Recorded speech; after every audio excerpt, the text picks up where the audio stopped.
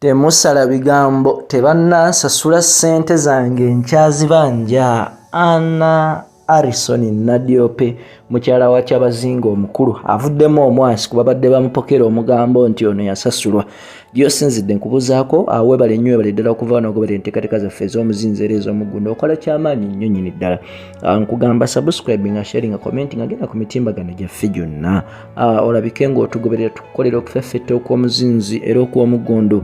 Gyosinzidde mwana wa maama mwana wa taata.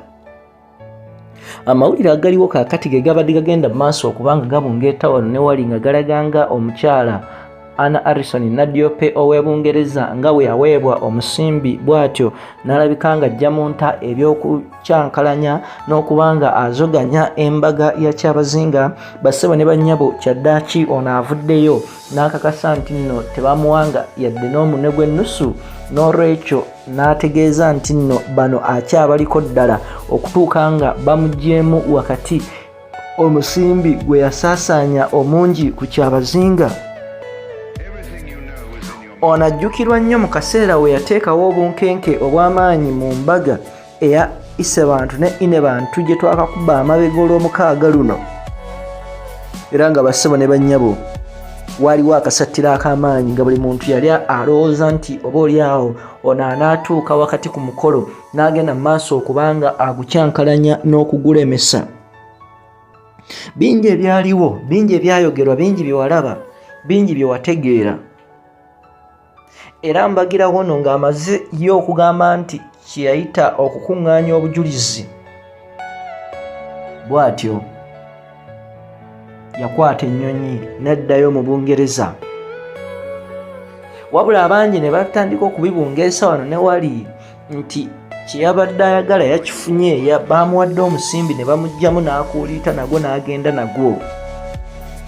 Ekintu mukyala Nadiope kyagamba nti si kituufu, tewali yamuwadde 11, wabula n'akakasa butereevu nti okutuuka nga bamukwatidde ensimbi ze yabasaba ne bazimuwa wajja okubanga abeesonyiwa kubanga akitegeezeza nti ayina ebyama byabwe bingi nnyo.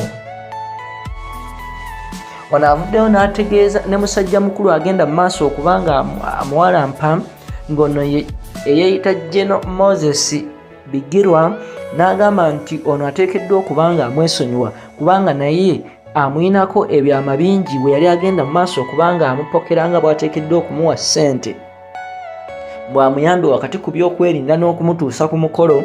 Ekintu Anna kye yagaana n'agamba nti ye yali amanyi bulungi ekyamuleese na bute bw'agenda okukola n'abaali bamukuuma yabalina na buli kimu kyonna yakiyina, n'olwekyo n'ategeeza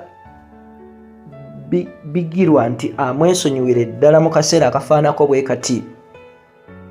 Era n'ategeezezza nti abagenda mu maaso okubanga bamuwaayiriza mbuno yawagirwa ekibiina kya National Unity Platform ng'era bakulibwa Bigirwa. Agamba nti bano bateekeddwa okubanga bamwesonyiwa kubanga zino ensonga si za bibiina, si za NRM, si za NUP, wabula nsonga za famire yalwanirira kike. N'olwekyo agamba nti kimuluma nnyo okulaba ng'ate abantu abamu bagezaako okufumbawo ekiboozibozi ekigamba mbuno bino byali bya bufuzi, ekintu kyagamba nti si kituufu. Ono naakyakalambidde. Tulina obutambi obw'ekyama, ebintu eby'ekyama ebigenda mu maaso wakati byonna nga mu maaso awo tujja kuba nga tubikutuusaako.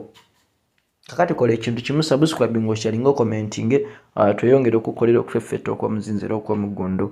Gyosinzidde mwana wa maama mwana wa taata. Nze Ssemaganda Moses Hope lwa Kampala Media TV, yonna gyosinzidde.